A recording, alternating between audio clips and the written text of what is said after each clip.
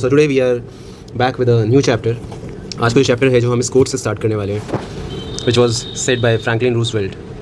First of all, let me assert my firm belief that the only thing we have to fear is fear itself. Clear मतलब ये है कि हमें किसी भी चीज़ से अगर डरने की ज़रूरत है तो डर खुद है. We all have different kinds of fear, right? किसी को पानी से डर लगता है, किसी को हाइट से डर लगता है, किसी को आग से डर लगता है. Today's chapter is related to some sort of fear. क्या है वो fear? The name of the chapter is Deep Water. This chapter is written by William Douglas. He was born in 1898 and he died in 1980. He did his graduation in English and Economics, and for 2 years he was teaching high school in Yakima. Why this is important? Many of us keep thinking about what will you do when you become an adult, या बड़े होके आपको क्या बनना है. हर किसी को ये सवाल परेशान करता है. Many of us are lucky that what they have decided they get at a very young age, but some of us get what we want to do in life at a later stage, and that's completely okay. हम सबकी अपनी एक individual life है और सबकी अपनी journey है, और उस जर्नी में सबके अलग अलग स्टेजेस हैं, तो देयर इज़ नो कंपैरिजन. ऐसा मैं आपको इसलिए बता रहा हूँ. After 2 years of teaching in high school he felt very tired, और जब वो टायर्ड फील कर रहे थे, and since he felt very tired, he started his legal career. He studied in legal studies, and he served around 36 years of his life in court, and he was the longest serving justice in the history of the court. So this is what happens. जब आपको अपने पसंद का career मिल जाता है, जब आपको अपने पसंद के एरिया में काम करने को मिलता है, then you perform really good. You create wonders. This is exactly what has happened in William Douglas' life. Therefore, it is very important to read about the author.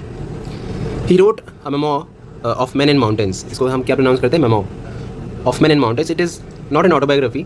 Autobiography हमारी बर्थ से लेके last तक सब कुछ cover करता है, but it is a non-fiction book, narrative style it is written, and it captures certain personal experiences of the author. और कोई फिक्स टाइम पीरियड या कोई इंसिडेंट कवर करता है. तो हमारा जो चैप्टर है deep water, it is an excerpt. Excerpt means इसी बुक में से हमें एक ऐसे काइंड ऑफ हमें एक पोर्शन मिला है पढ़ने के लिए, विच इज़ अबाउट विलियम और Douglas life, where he was very scared of water. जहाँ इन्हें पानी से बहुत डर लगता था, जिसे हम हाइड्रोफोबिया भी कह सकते हैं. जैसे कि हम देख सकते हैं इस मैप में, ये कोलंबिया रिवर है, और कोलंबिया रिवर की एक ट्रिब्यूटरी है, उसी में से एक रिवर निकल के आ रही है, विच इज़ याकिमा रिवर. तो याकिमा वहाँ के जो लोग ट्राइब था, याकिमा उनके नाम पे रखा हुआ है इसकी जगह का नाम. अब यहाँ पे हमें कुछ चीज़ें समझनी है. 3 इंसिडेंट्स या 3 फेजेस के बारे साथ हम इसको समझ पाएंगे. When he was just 10 or 11 years old, there was a pool at YMCA in Yakima. और जैसे सबको थोड़ा थोड़ा इंटरेस्ट डेवलप होता है कि मुझे स्विमिंग करनी है, मुझे भी था, which was just the thought. I never went to an institute to learn, और शायद आज भी ये कभी कभी मन करता है. Also I am very scared of water. तो वहाँ का पूल जो था काफ़ी सेफ था, क्योंकि एक साइड में वो 2 या 3 फीट था, और दूसरी साइड पर धीरे धीरे वो 9 फीट की डेप्थ तक जाता था. तो ग्रेजुअल इंक्रीज़ था हाइट का, अचानक से इंक्रीज़ नहीं थी उसकी height. So it was comparatively safer. लेकिन जब इस पूल में around when he was 10 or 11 years old, जब विलियम जाते हैं तो उनको अपने बचपन का एक सीक्वेंस याद आता है. When he was just 3 or 4 years old, and he had developed N aversion towards water. मतलब वाटर की तरफ एक डिसलाइक डेवलप कर लिया था. क्यों? क्योंकि कैलिफोर्निया के बीच में इनके फादर इनको अपने साथ ले जाया करते थे, और वहाँ पे कुछ ऐसा इंसिडेंट्स हुआ था कि when waves came over him, he was almost drown, और he was not able to breathe properly. So kind of he developed terror in his heart. एक यहाँ पे वो सीड डेवलप हुआ पानी को लेकर के, जो डर था, when he was just 3 to 4 years old. Now when he went to YMCA to learn swimming, so it was a rebirth of unpleasant memories of and childish fears. वो जो बचपन का इंसिडेंट था ना, वो वापस से उनके दिमाग में आ गया. He used to practice 2 or 3 times in different days. Then he went to the pool when no one was there, but he could not gather courage कि वो खुद प्रैक्टिस करें, तो he waited for other people to come. एक दिन क्या हुआ, एक big brother almost 18 years old एक इंसान होगा, he just played with him, और उसको क्या किया, थ्रो कर दिया डगलस को पूल में from the side way, which was very 9 feet deep. He landed in sitting position, he swallowed water, he was very frightened, and there if you read the chapter you will read line by line how he felt. It was so disastrous for him, it was so disturbing for him that he said, terror का मतलब होता है fear, that knows no understanding. डर को कोई अपनी कोई समझ नहीं है उसकी. There is no control of terror. Terror no one can understand until and unless you have experienced it personally. ये define करते हैं वो इस experience के बाद terror को. I crossed the oblivion and the curtain of life fell. ये हम अभी समझेंगे when I'll make you read certain lines of the text. काफ़ी सालों बाद, अक्टूबर के मंथ में, काफ़ी सालों बाद, अब इस इंसिडेंट को काफ़ी समय हो चुका है, and he has developed that fear of water. So he got an instructor. He decided to practice 5 days a week and 1 hour every day. For 3 months he did it. And then he learned the practice of breathing, कैसे inhale करना है, exhale करना है पानी में. Then he learned to kick legs. And this is how the instructor piece by piece built a swimmer. April के month में now he said you can swim, dive off and swim the length of the pool, crawl, stalk, whatever way you want, you can start learning. अब ये बहुत important है. देखो, ये normal सी बात है कि हम सब के अंदर किसी ना किसी चीज़ का फियर होगा, पर वो फियर हमें ज़्यादा परेशान इसलिए करता है बिकॉज वी आर अनप्रिपेयर्ड. अगर हम खुद पे काम करेंगे with an strategy, with proper instructor, सारी चीज़ों का ध्यान रखते हुए स्टेप बाय स्टेप, क्या लिखा है, piece by piece he build an instructor. आप एक दिन में नहीं सीखेंगे, वो फियर एक दिन में नहीं जाएगा, है ना. Every day for 5 days a week you should practice. Consistency है, डिसिप्लिन है ना. ये सारी क्वालिटीज़ अगर आपके साथ आपके अंदर होंगी तो आपके पास जिस भी तरह का डर है जो आपको परेशान करता है, you will be able to overcome that fear. इसी तरीके से स्टूडेंट्स को स्टेज फोबिया बहुत होता है, तो धीरे धीरे अपने आप को डेवलप करिए, अपने आप को अपनी स्पीकिंग स्किल्स अच्छी करिए, मिरर के सामने बोलिए, डेली प्रैक्टिस कीजिए. हाँ, finally he said I had conquered my fear of water. और बहुत अच्छा एक्सपीरियंस इन्होंने किया. उन्होंने कहा in death there is piece.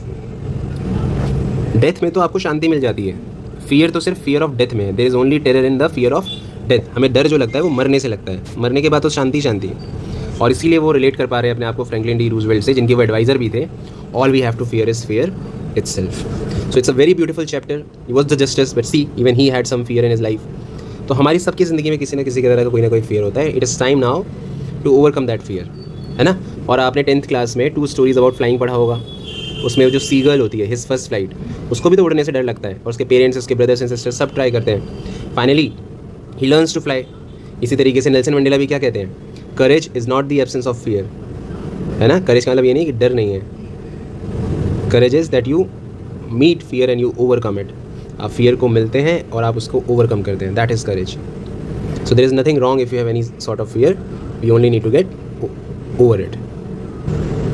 This is what I was saying. ये एक्सपीरियंस पूरा पढ़ना ज़रूरी है ताकि हम समझ सकें how he defined death and how he defined terror. It seemed a long way down. With that, he picked me up and tossed me into the deep and I landed in a sitting position, swallowed water and went at once to the bottom. I was frightened. बहुत डर गया था वो, but not yet frightened out of my wits. लेकिन अभी उनका mind active था. On the way down, I planned when my feet hit the bottom, I would make a big jump. एक स्ट्रैटेजी डेवलप कर ली थी कि मैं ऐसा करूँगा. Come to the surface, lie flat on it and paddle to the edge of the pool. ये अभी उनके दिमाग में चल रहा है. He just drowned. It seemed a long way down. Those 9 feet were more like 90. क्योंकि आपको स्विमिंग इतनी अच्छे से नहीं आती है, तो वो 9 feet भी आपको क्या लगेगा, 90 feet की तरह लगेगा. And before I touched bottom, my lungs were ready to burst. But when my feet hit bottom, I summoned all my strength and made what I thought was a great spring upwards. I imagine I would bob the surface like a cork. जैसे आपने देखा होगा लकड़ी का कोई टुकड़ा होता है कॉर्क की शेप में, वो कैसे फ्लोट करता है वाटर पे. He felt that I would do this strategy and then I would also float like a cork. Instead, I came up slowly. I opened my eyes and saw nothing but water. Water that had a dirty yellow tinge to it. I grew panicky. अब panic होना start हो गया. पहले सिर्फ डरा हुआ था, फिर पैनिक होना शुरू हो गया. I reached up as if to grab a rope and my hands clutched only at water. I was suffocating. अब suffocation शुरू हो गया, सांस लेने में दिक्कत आ रही है. I tried to yell but no sound came out. Then my eyes and nose came out of water but not my mouth. आँखें और नोज़ तो बाहर आ गए पर मुंह बाहर नहीं आ पाया. I flailed at the surface of the water, swallowed and choked. I tried to bring my legs up but they hung as dead weights. जो पैर थे वो dead weights की तरह थे, paralyzed, rigid. कोई movement नहीं थी पैरों में. A great force was pulling me under. I screamed but only the water heard me. I had started on the long journey back to the bottom of the pool. I struck at the water as I went down, spending my strength as one in a nightmare fights an irresistible force. I had lost all my breath. अब धीरे धीरे क्या हुआ, energy खत्म हो गई, आप exhaust हो रहे हो, सांस नहीं है, एनर्जी नहीं बची है. My lungs ached, my head throbbed, I was getting dizzy. और अब चक्कर आना शुरू. But I remembered the strategy. I would spring from the bottom of the pool and come like cork to the surface. I would lie flat on the water, strike out with my arms and thrash with my legs. Then I would get to the edge of the pool and be safe. फिर से उसके दिमाग में अभी strategy है. I went down endlessly, opened my eyes, nothing but water with a yellow glow, dark water that one could not see through. And then sheer stark terror seized me. Terror, यहाँ पे उनको अब डर समझ में आया. Terror that knows no understanding, terror that knows no control, terror that no one can understand who has not experienced it. चिल्ला रहा था पानी के नीचे. I was paralyzed in the water, stiff, rigid with fear. Even the screams in my throat were frozen. Only my heart and the pounding in my head said that I was still alive. And then in the midst of the terror came a touch of reason. I must remember to jump when I hit the bottom. एक ही बात उसको याद थी कि जैसे surface पे touch होगा, he will hit the bottom ताकि ऊपर की तरफ बॉडी जाए. At last I felt the tiles under me. My toes reached out as if to grab them. I jumped with everything I had. But the jump made no difference. The water was still around me. I looked for ropes, ladders, water wings, nothing but water. A mass of yellow water held me. इसीलिए आपको याद है ना chapter का title क्या है, deep water. There is only water. Everywhere there is water. Stark terror took an even deeper hold on me, like a great charge of electricity. I shook and trembled with fright. My arms would not move, my legs would not move. I tried to call for help, to call for mother. Nothing happened. And then strangely there was light. I was coming out of the awful yellow water. At least my eyes were. My nose was almost out too.